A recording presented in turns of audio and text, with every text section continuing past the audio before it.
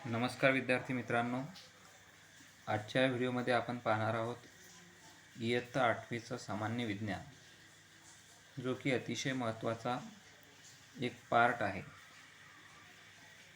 सर्वच स्पर्धा परीक्षांमध्ये सुद्धा विज्ञानाला अतिशय महत्त्व आहे आणि शालेय अभ्यासक्रमामध्ये समाविष्ट असणाऱ्या सामान्य विज्ञानातील घटकांचाच त्यामध्ये अंतर्भाव केलेला असतो। म्हणून मग ती कोणतीही स्पर्धा परीक्षा असो का, MPSC असेल, विविध पदांसाठी असलेली स्पर्धा असेल किंवा आपला शालेय अभ्यासक्रम असेल, त्यासाठी सामान्य विज्ञान हा अतिशय महत्त्वाचा असा एक अंतर्भूत असलेला पायाभूत घटक आहे। त्या दृष्टीनं आपल्याला आता या विज्ञानाच्या विषयाकडे पाहायला हवं आणि सुरुवातीपासूनच जर का आपण याचा विविध घटकांचा अंतर्भाव करत अभ्यास केला तर हा विषय समजायला काही अवघड नाही। विविध उपक्रमांद्वारे सुद्धा आपण विद्यार्थ्यांमध्ये म्हणजे तुमच्यामध्ये तो घटक कसा सोप्या पद्धतीनं समजून घेता येईल त्याचा या व्हिडिओमार्फत आपण प्रयत्न करणार आहोत। तेव्हा जर तुम्ही या चॅनलला सबस्क्राईब केलं नसेल तर या चॅनलला नक्की सबस्क्राईब करा आणि हा व्हिडिओ शेवटपर्यंत पहा, जेणेकरून तुम्हाला कोणतीही संकल्पना असेल ती तुम्हाला पूर्ण समजेल, त्या संकल्पनेचा तुम्हाला पूर्णपणे अभ्यास करता येईल। तेव्हा आपण आता पहिल्या पाठापासून सुरुवात करणार आहोत। इयत्ता 8वीचा सामान्य विज्ञान आहे, त्यासोबतच आपल्याला इयत्ता 9वीचा आणि 10वीचा सुद्धा सामान्य विज्ञानाचा अभ्यास करायचा आहे। तेव्हा पहिला पाठ आहे आपला सजीव सृष्टींचा। सजीव सृष्टी व सूक्ष्मजीवांचे वर्गीकरण असं या पाठाचं नाव आहे आणि प्राणीशास्त्र असेल किंवा जीवशास्त्र असेल त्यामध्ये वर्गीकरणाला अतिशय महत्त्व आहे आणि त्यावरती विविध प्रकारचे प्रश्न आपल्याला तयार करता येतात। तो घटकाची विविध उपक्रमांद्वारे तयारी करून घेता येते। तसेच त्यामध्ये असणाऱ्या सृष्टीचं वर्गीकरण कोणत्या आधारावर केलेलं आहे, कोणकोणत्या शास्त्रज्ञांनी केलेलं आहे ते आपल्याला या घटकामध्ये पाहायचं आहे। तर सर्वात आधी आपल्याला पाहायचं आहे की जैवविविधता व वर्गीकरणाची आवश्यकता। जैवविविधता म्हणजे काय आहे? जैवविविधता म्हणजे बायोडायव्हर्सिटी असं आपण त्याला सरळ म्हणतो। कारण पहा की भौगोलिक प्रदेश, अन्नग्रहण, संरक्षण इत्यादी विविध कारणांनी पृथ्वीवरील सजीवांमध्ये अनुकूलन झालेलं आढळते आणि अनुकूलन साधताना एकाच जातीच्या सजीवांतही विविध बदल झालेले दिसतात आणि ज्यावेळेस हे बदल घडून येतात त्यावेळेस निश्चितच तिथं विविधता होत असते आणि अशा पद्धतीनं त्या सजीवांमध्ये झालेल्या बदलांमुळे जी विविधता आढळते त्याला आपण जैवविविधता असं म्हणतो। आता पृथ्वीवर जमीन व समुद्र या सर्वांना मिळून जवळपास म्हणजे सुमारे 87 दशलक्ष जाती पृथ्वीवरती आढळतात। 87 दशलक्ष जाती एवढ्या पृथ्वीवरती आहेत। मग एवढ्या प्रचंड संख्येने असणाऱ्या सजीवांचा अभ्यास कसा करायचा? त्यासाठी त्यांची गटामध्ये विभागणी व्हायला हवी अशी गरज शास्त्रज्ञांना भासली। सजीवांमधील साम्य व फरक घेऊन मग त्यांचे गट व उपगट विविध शास्त्रज्ञांनी तयार केले की जे वर्गीकरणासाठी उपभूत ठरले। म्हणजे हा इथला एक पॉईंट महत्त्वाचा आहे की सजीवांमधील साम्य व फरक लक्षात घेऊन त्यांचे गट व उपगट करण्यात आले आणि मग वर्गीकरणाला सुरुवात झाली। मग वर्गीकरणाची आवश्यकता आपल्याला कळली की प्रचंड संख्येने असणाऱ्या सजीवांचा अभ्यास करण्यासाठी वर्गीकरणाची आवश्यकता आहे। मग याच सजीवांचं गट व उपगट बनविण्याच्या प्रक्रियेला जैविक वर्गीकरण असं म्हणतात।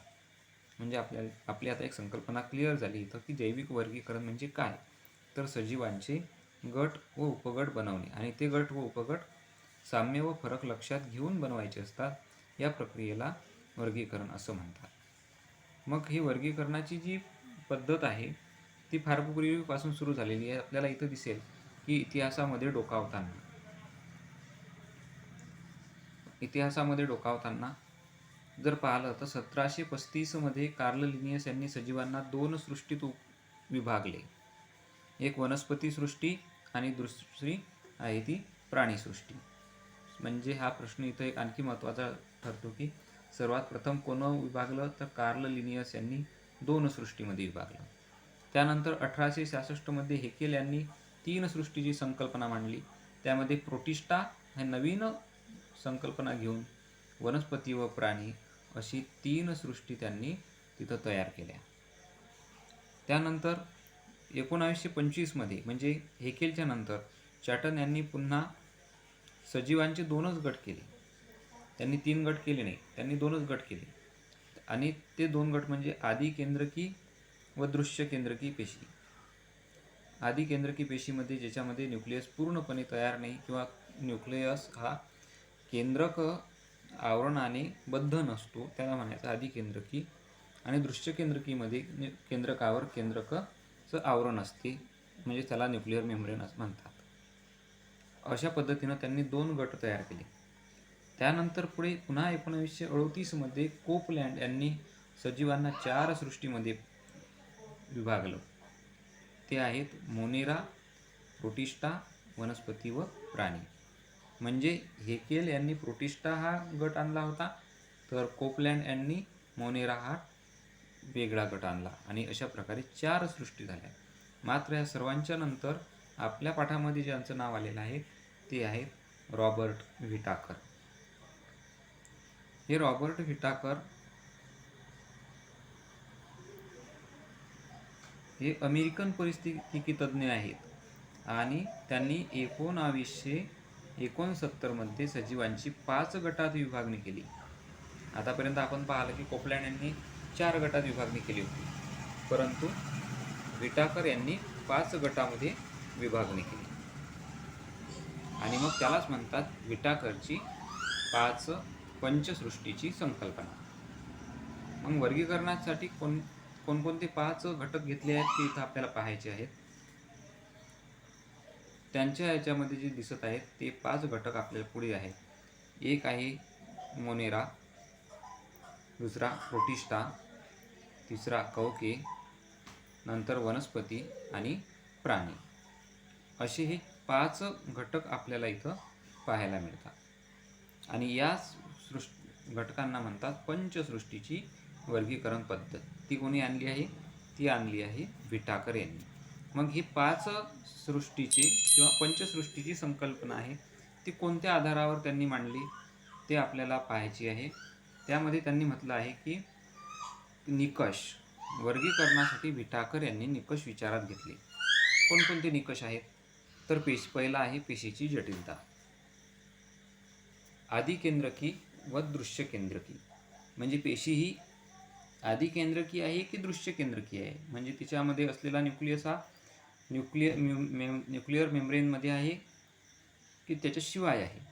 ही झाली पेशीची जटिलता. म्हणून इथं सजीवसृष्टीमध्ये 2 घटकांमध्ये विभागणी केलेली आहे, आदी केंद्रकी आणि दृश्य केंद्रकी. त्यानंतर मग त्यांनी पाहिला सजीवांचा प्रकार, तो एकपेशीय आहे का बहुपेशीय आहे. त्या आधारावर आदी केंद्रकीमधले एकपेशीय सजीव त्यांनी एका गटामध्ये घेतले आणि दृश्य केंद्रकीमध्ये सुद्धा काही सजीव असे आहेत की जे एकपेशीय आहेत, त्यांचा सुद्धा एक वेगळा गट बनवला आणि राहिलेल्या बहुपेशीय प्राण्यांचा पूर्ण वेगळा गट बनवला. पुन्हा एक निकष त्यांनी लक्षात घेतला, तो आहे पोषणाचा प्रकार, मोड ऑफ न्यूट्रिशन. म्हणजे वनस्पती, कवके आणि प्राणी अशा तिघांचा त्यांनी पोषण प्रकार विचारात घेतला. तर वनस्पती या स्वयंपोषी आहेत. बहुपेशीय प्राण्यांमध्ये जर पाहिलं तर वनस्पती या स्वयंपोषी ठरल्या, कवके ह्या परपोषी ठरल्या आणि राहिलेले जे प्राणी आहेत ते सुद्धा परपोषी आहेत, परंतु कवकांपेक्षा ते भिन्न आहेत म्हणून ते वेगळ्या सृष्टीमध्ये ठेवले. अशा पद्धतीनं पोषणाच्या प्रकाराद्वारे सुद्धा त्यांनी 3 गट किंवा 3 सृष्टी ह्या वेगळ्या केल्या. त्यानंतर जीवनपद्धती, त्यांची लाईफस्टाईल कशी आहे, त्या सजीवांची लाईफस्टाईल कशी आहे ते त्यांनी पाहिलं. तर उत्पादक वनस्पती असतात, त्यानंतर भक्षक म्हणून प्राणी घेतले आणि विघटक म्हणून कवके घेतले. म्हणजे पुन्हा या 3 घटकांचा त्यांनी जीवनपद्धतीनुसार विभागणी केली, त्यांचं वर्गीकरण केलं. आणि वर्गानुवंशिक म्हणजे फायलोजेनेटिक रिलेशनशिप पाहिली तर आदी केंद्रकी ते दृश्य केंद्रकी आणि एकपेशीय ते बहुपेशीय असे 5 निकष विटाकर यांनी लक्षात घेतले, ते निकष समोर ठेवले आणि त्याद्वारे पंचसृष्टी वर्गीकरण पद्धत त्यांनी मांडलेली आहे. त्याद्वारे आता विटाकरच्या पंचसृष्टीच्या वर्गीकरणाच्या पद्धतीनुसार आता आपल्याला पहिला जो घटक आहे तो आहे मोनेरा. पहिली सृष्टी जी आहे ती आहे मोनेरा. मग मोनेरा या घटकामधले जे सजीव आहेत त्यांची रचना कशी आहे ते आपल्याला इथं पाहायचं आहे. बाजूच्या आकृतीमध्ये दिसत आहे मोनेरा सृष्टीतील विविध सजीव.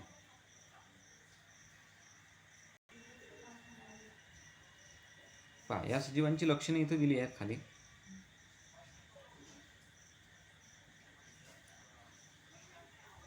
हे सर्व सजीव एकपेशीय असतात.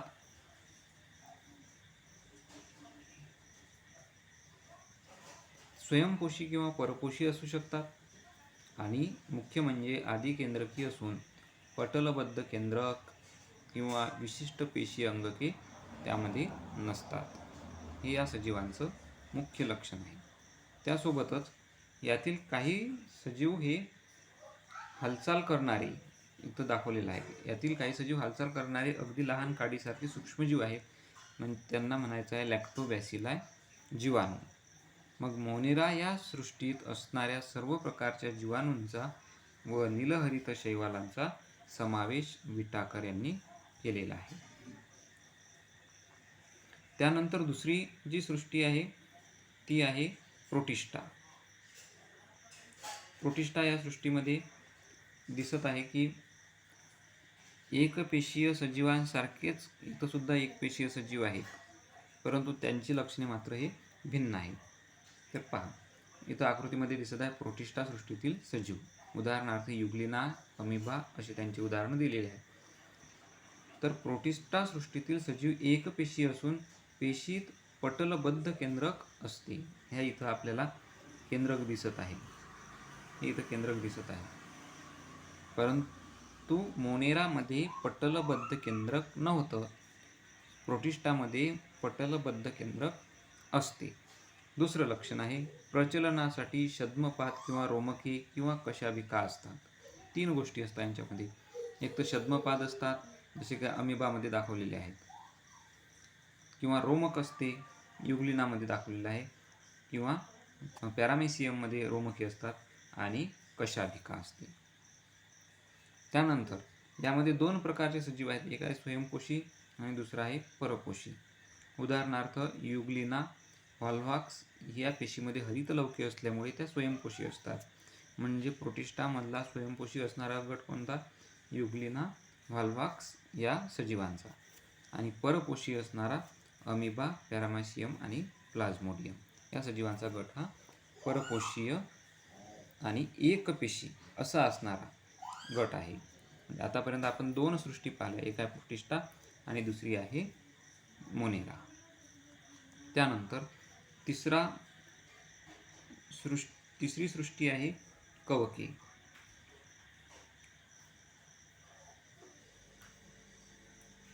उदाहरणार्थ पावाचा किंवा भाकरीच्या तुकड्यावर जर का ओलसरपणा आला असेल तर काही दिवसांनी त्यावर कापसासारखे पांढरे तंतू जे दिसतात, म्हणजे आपण त्याला बुरशी म्हणतो, त्यांचा समावेश हा कवकांमध्ये केलेला असतो. बाजूच्या आकृतीमध्ये आपल्याला कवकांची रचना दिलेली आहे.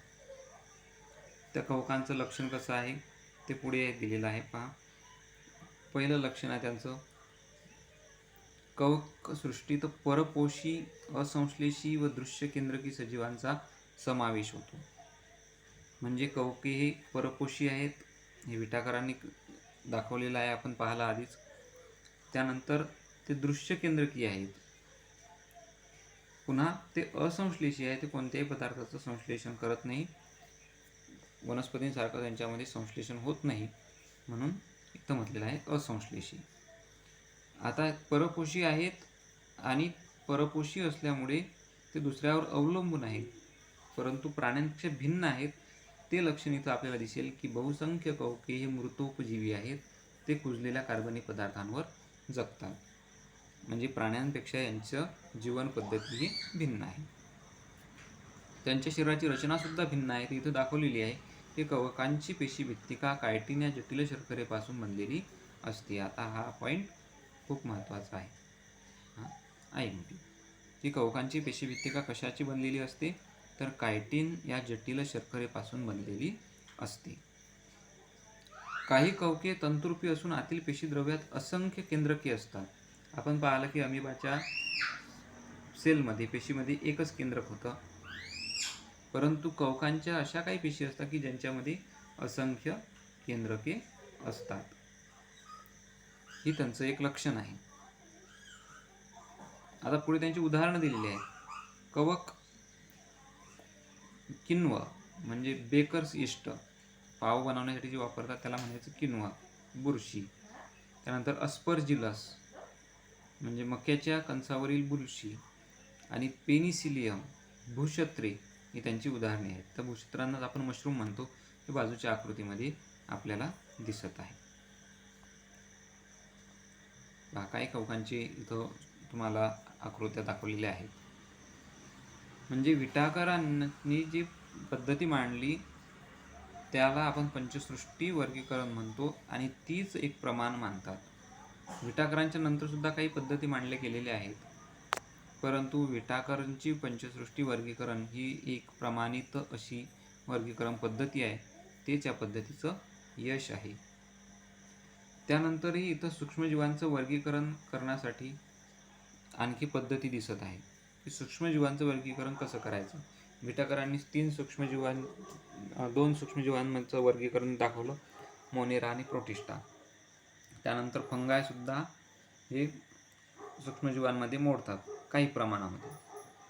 परंतु सगळ्या सूक्ष्मजीवांचं वर्गीकरण आणखी कशा पद्धतीनं करता येईल यासाठी पुढील पॉईंटमध्ये विश्लेषण केलेलं आहे.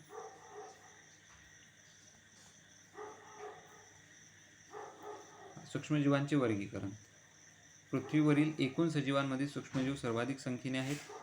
त्यांची पुढील प्रमाणे विभागणी करण्यात आलेली आहे. कोणत्या प्रमाणात वर्गीकरण केलेलं आहे ते इथं दिसत आहे की सूक्ष्मजीव आदिकेंद्रकीय असतील तर त्यांना जीवाणू म्हणतात. जर का दृश्य केंद्रकीय असेल म्हणजे ज्यांच्यामध्ये न्यूक्लियस हा केंद्रकाच्या पटलाने बद्ध आहे तर त्यांमध्ये 3 वर्गीकरण आहे. काय? आदिजीव, कवके आणि शैवाली. म्हणजे असे एकूण 4 प्रकारचे सूक्ष्मजीव आपल्याला पाहायला मिळतात. त्याआधी एक महत्त्वाचा पॉईंट इथं पाहायचा आहे की सूक्ष्मजीवांचं आकारमान कसं मोजतात, त्याशिवाय आपल्याला त्यांचं वर्गीकरण अभ्यासता येणार नाही. तर त्यामध्ये मायक्रोमीटर व नॅनोमीटर अशी 2 एककं इथं दिलेली आहेत. 1 मीटर म्हणजेच 10⁶ मायक्रोमीटर असं म्हटलेलं आहे आणि नॅनोमीटर म्हणजे 1 मीटर बरोबर 10⁹ म्हणजे 10⁹ त्याला म्हणायचं नॅनोमीटर. एवढ्या सूक्ष्म एककांमध्ये त्यांचं मोजमाप करतात.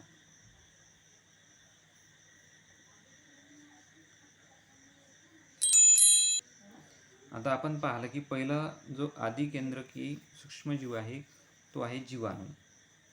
त्या जीवाणूचा आकारमान आहे 1 मायक्रोमीटर ते 10 मायक्रोमीटर. हे इथं हा सुद्धा एक महत्त्वाचा पॉईंट आहे. 1 मायक्रोमीटर ते 10 मायक्रोमीटर. बाजूच्या आकृतीमध्ये विविध प्रकारचे जीवाणू आपल्याला दिसत आहेत.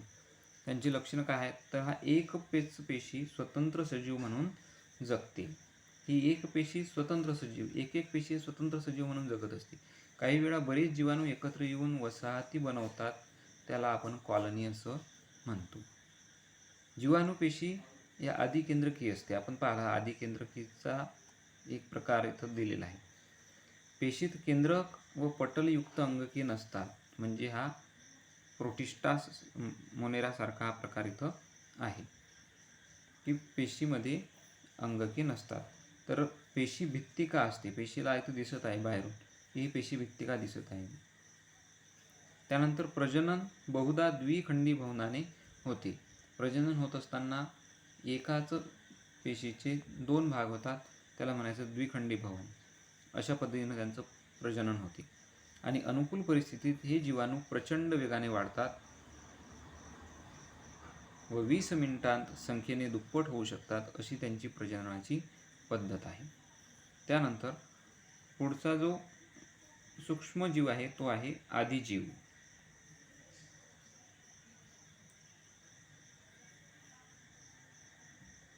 म्हणजेच त्याला आपण म्हणतो प्रोटोझोआ. याचा आकार जीवाणूपेक्षा थोडा मोठा आहे. पहा इथे दिसत आहे 200 मायक्रोमीटर. आणि कुठे कुठे आढळतात तर माती, गोडे पाणी व समुद्रात ते आढळतात. काही इतर सजीवांच्या शरीरात राहतात आणि रोगास कारणीभूत ठरतात. त्यानंतर दुसरा लक्षण आहे दृश्य केंद्रकी पेशी आढळणारे एकपेशीय सजीव. हे सजीव एकाच पेशीचे बनलेले आहेत आणि त्यासोबतच त्यांच्यामध्ये दृश्य केंद्रकी पेशी आहे. म्हणजे याच्यामधला जो केंद्रक आहे त्याच्यावरती न्यूक्लिअर मेम्ब्रेन असते, म्हणजे केंद्रकाचं पटल असते. आणि प्रोटोझोआची पेशी रचना, हालचालीचे अवयव, पोषण पद्धती यांत विविधता आढळते. हा जो प्रोटोझोआ नावाचा गट आहे, आदिजीवांचा जो गट आहे, त्याच्यामध्ये प्रत्येक पेशी रचना ही वेगळी आहे. आपल्या दोन्ही आकृतीमध्ये भिन्न भिन्न दिसत आहे. त्यांच्या हालचालीचे अवयवसुद्धा वेगवेगळे दिसत आहे. आपण पाहिलं की अमिबामध्ये छद्मपाद असतात, पॅरामेशियममध्ये रोमकी असतात, काही ठिकाणी कशाभिका असतात. आणि पोषण पद्धतीसुद्धा यांची विविधता आढळते. पुन्हा प्रजनन द्विखंडी भवन पद्धतीनंच होते. द्विखंडन पद्धतीनं यांचं प्रजनन होते, म्हणजे एका पेशीचे 2 भाग होऊन त्यांची दुसरी पेशी तयार होते. उदाहरणार्थ अमिबा, पॅरामेशियम की जे गढूळ पाण्यात आढळतात, स्वतंत्र जीवन जगतात, असा यांचा गट आहे. अँटामिबा हिस्टोलिका नावाच्या जे आदिजीव आहेत ते अमांश होण्यास कारणीभूत ठरतात. म्हणजे हे सर्व पॉईंट आता आपल्याला इथं महत्त्वाचे आहेत. प्लाझ्मोडियम व्हायव्हॅक्स हा जो आदिजीव आहे, प्रोटोझोआ आहे, तो मलेरियासाठी कारणीभूत ठरतो. आणि युग्लिना हा स्वयंपोषी आहे, कारण त्याच्यामध्ये हरितलवके असतात. त्यानंतर पुढील सृष्टी आहे कवके. कवके कशी असतात पहा. आपण आधीसुद्धा पाहिलं, इथं परत त्यांचा समावेश केलेला आहे. त्यांचं आकारमान जे आहे ते 10 मायक्रोमीटर ते 100 मायक्रोमीटरच्या दरम्यान आढळते. आणि आपण आधी पाहिलं तेच लक्षण इथं दिलेलं आहे की ते कुजणारे पदार्थ, वनस्पती प्राण्यांची शरीरे, कार्बनी पदार्थ यांवरती आढळतात. दृश्य केंद्रकी पेशी आणि पेशीसुद्धा एकपेशीयच असते, अशा पद्धतीचा हा सूक्ष्मजीव आहे. कवकांच्या काही प्रजाती डोळ्यांनी दिसतात, जसे की भूछत्रे. त्यानंतर मृतोपजीवी असून कार्बनी पदार्थांपासून अन्न शोषण करतात. हा सुद्धा पॉईंट आपला आधी झालेला आहे. आणि प्रजनन लैंगिक पद्धतीने आणि द्विखंडन व मुकुलायन अशा लैंगिक पद्धतीने होते. कोणत्या आहेत त्या 2 महत्त्वाच्या आहेत की प्रजनन लैंगिक पद्धतीने होते, म्हणजे स्पोअर तयार करून होतात, त्यांच्यामध्ये बीजाणू होतात तयार. ते मागच्या पानावरच्या आकृतीमध्ये आपल्याला पुन्हा पाहता येईल. आणि अलैंगिक पद्धतीनं होते, म्हणजे द्विखंडन व मुकुलायन अशा 2 पद्धती या अलैंगिक पद्धतीनं होते. असं कवकांच्याचं हे महत्त्वाचं कॅरेक्टरिस्टिक आहे. उदाहरणार्थ इथं त्यांचे काही एक्झाम्पल लिहिले आहेत ते पहा. ईस्ट, कॅन्डिडा, अडंबी म्हणजे मशरूम हे यांची उदाहरणे आहेत. त्यानंतर पुढील जो मायक्रो ऑर्गॅनिझम आहे, सूक्ष्मजीव आहे, तो आहे शैवाल. शैवाले कशी असतात तर पाण्यात वाढतात. त्यानंतर दृश्य केंद्रकी तर असतातच, एकपेशीसुद्धा असतात. आणि पुन्हा त्यांचं महत्त्वाचं लक्षण आहे की स्वयंपोषी असतात. शैवाल आपण पाहतो ते हिरव्या रंगाचे दिसतात, त्यांच्यामध्ये हरितलवके असतं म्हणून ते स्वयंपोषी. तिसरा कॅरेक्टर आहे पेशीतील हरितलवकांच्या सहाय्याने प्रकाश संश्लेषण करतात. उदाहरणार्थ क्लोरेला आणि क्लॅमेडोमोनास. पहा इथं खालच्या आकृतीमध्ये आपल्याला दिसत आहे की शैवाल कशा पद्धतीचा असतो. क्लोरेला इथं दाखवलेला आहे, हा हिरव्या रंगाचा क्लोरेला. शैवालाच्या थोड्या प्रजाती एकपेशी आहेत, तर इतर सर्व शैवाले बहुपेशीय असून नुसत्या डोळ्यांनी दिसतात. शेवाळ आपल्याला डोळ्यांनी पाहता येतो, म्हणजेच तो बहुपेशीय सुद्धा असतो. काही प्रजाती मात्र एकपेशीय आहेत. त्यानंतर या वर्गीकरणाच्या व्यतिरिक्त आणखी एक सूक्ष्मजीव इथे घेतला आहे, तो आहे विषाणू, की ज्याचा आकार हा इतर पाहिलेल्या सजीवांपेक्षा खूप छोटा आहे, की तो नॅनोमीटरमध्ये मोजतात. आतापर्यंत जे आपण मायक्रोमीटरमध्ये पाहिले, याचा आकार सुमारे 10 नॅनोमीटर ते 100 नॅनोमीटर इतका असतो. हा त्या वर्गीकरणामध्ये घेतलेला नाही, कारण विषाणूंना सामान्यतः सजीव मानले जात नाही किंवा ते सजीव निर्जीवांच्या सीमारेषेत आहे असे म्हणतात. कारण तो जेव्हा एखाद्या पेशीच्या संपर्कात येतो त्यावेळेसच तो ॲक्टिव्ह होतो, म्हणून तो सजीव निर्जीवांच्या सीमारेषेत आहे. मात्र त्याचा अभ्यास सूक्ष्मजीवशास्त्रामध्ये केला जातो, म्हणून इथे आपल्याला त्याचा अंतर्भाव केलेला आहे. त्याचं पहिलं लक्षण पहा, सूक्ष्मजीव विषाणू अतिसूक्ष्म म्हणजे जीवाणूच्या 10 ते 100 पटीने लहान असून फक्त इलेक्ट्रॉन सूक्ष्मदर्शीनेच दिसू शकतात. बाकीच्या सजीवांना इलेक्ट्रॉन सूक्ष्मदर्शीचं पाहण्याचं कारण नव्हतं, परंतु विषाणूला मात्र इलेक्ट्रॉन सूक्ष्मदर्शी आवश्यक असते, म्हणजे इलेक्ट्रॉन मायक्रोस्कोप आवश्यक असतो. पुन्हा स्वतंत्र कणाच्या रूपात आढळतात. विषाणू म्हणजे DNA किंवा RNA पासून बनलेला लांबलचक रेणू असून त्याला प्रथिनांचे आवरण असते. अशा पद्धतीचं हा DNA RNA असेल आणि त्याच्याभोवती हे प्रथिनांचं आवरण, एवढंच त्यांचं शरीराचं स्वरूप आहे. त्यासोबतच वनस्पती प्राण्यांच्या जिवंत पेशीत राहू शकतात व या पेशींच्या मदतीने विषाणू स्वतःची प्रथिने बनवतात व स्वतःच्या असंख्य प्रतिकृती निर्माण करतात. यानंतर ज्या पेशीमध्ये होते त्या यजमान पेशींना नष्ट करून या प्रतिकृती मुक्त होतात व मुक्त विषाणू पुन्हा दुसऱ्या पेशींना संसर्ग करतात. अशा पद्धतीने त्यांचं प्रजनन होते आणि त्यामुळेच वनस्पती व प्राण्यांना विविध रोग होतात. त्यांच्या अशा प्रजननाच्या पद्धतीमुळे, अशा विषाणूंमुळे वनस्पती व प्राण्यांना विविध रोग होतात. अशा पद्धतीनं आपण मायक्रो ऑर्गॅनिझम म्हणजेच सूक्ष्मजीव आणि त्यांची लक्षणे इथं पाहिलेली आहेत.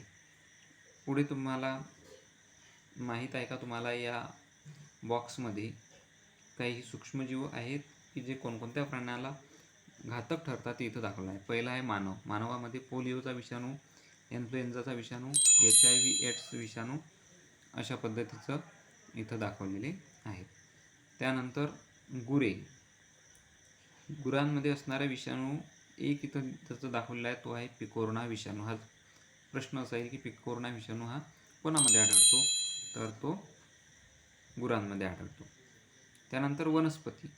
वनस्पतीमध्ये कोणकोणते विषाणू आहेत, तर टोमॅटो विल्ट विषाणू, टोबॅको मोझाईक. आता टोबॅकोचा मराठी शब्द इथं तंबाखू घेतला आहे, त्याचं मूळ नाव आहे टोबॅको मोझाईक विषाणू, म्हणजे तंबाखू मोझाईक विषाणू.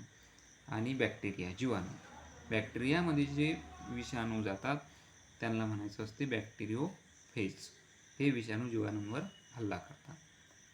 अशा पद्धतीनं आपल्या या पहिल्या पाठामध्ये आपल्याला सूक्ष्मजीवांचं वर्गीकरण, व्हिटाकरनची पंचसृष्टीची पद्धत, त्यानंतर सर्व सूक्ष्मजीवांची लक्षणं आपण इथं पाहिलेली आहेत. हा पाठ तुम्हाला अगदी सोप्या शब्दामध्ये समजलेला असेल अशी अपेक्षा करतो. तुमच्या मित्रांना जास्तीत जास्त शेअर करा, चॅनलला सबस्क्राईब करा आणि व्हिडिओ शेवटपर्यंत पाहिल्याबद्दल धन्यवाद.